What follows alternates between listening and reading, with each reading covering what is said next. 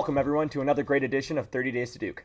I'm here today with Dr. Chris Roy of the chemistry department here, award-winning I may add. We're going to be talking a little bit about what his experience here as a young faculty member is like. So first of all, I guess, would you like to talk to us a little bit about your in-class experiences here? Sure. I mean, I'm fortunate enough that I teach a lot of the introductory, the larger classes, and it's kind of an exciting time because the way we're teaching bigger classes now is we're looking at a lot of new teaching technologies. We're trying to use flipped classrooms, and we often, even with the larger classes, try to break them up into smaller discussion sections in order to be able to interact with students on a more personal level.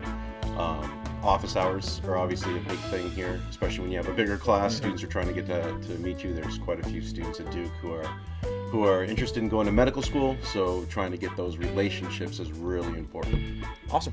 What are some ways you feel you're able to best connect with students outside of the classroom? So outside the classroom, office hours are obviously a really important way to try to connect to students. Flunch, so for the incoming Duke students, our incoming class, the idea of Flunch is a faculty lunch where students get to invite faculty. You've probably done a few of these during your experience at Duke. So the opportunity to go have lunch and talk about things, not just the disciplines that the faculty member's interested in, but also, the things that they would do in their free time, or the free time that we have. So Flunch is a great way, office hours is a great way. We also have Finvite programs, so that's faculty invite, so a chance to go to dinner, maybe go to a show, a baseball game, Durham Bulls.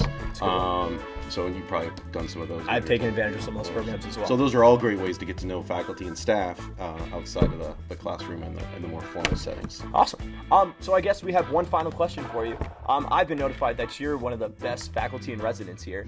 Would you like to talk to me a little bit about what that experience has been like? I will clarify, Dean Sue probably is the best faculty in residence, but the faculty in residence program, again, it's a great way to try to connect to students outside the classroom, outside the formal setting.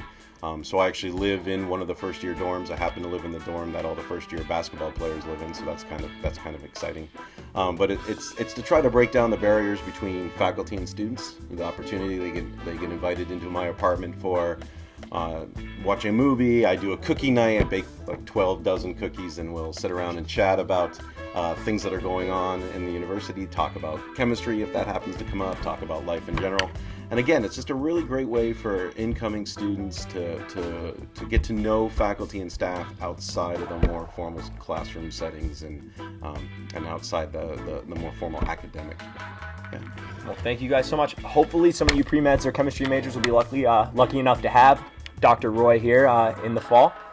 Thank you guys once again for tuning to a great episode of 30 Days to Duke. See you next time.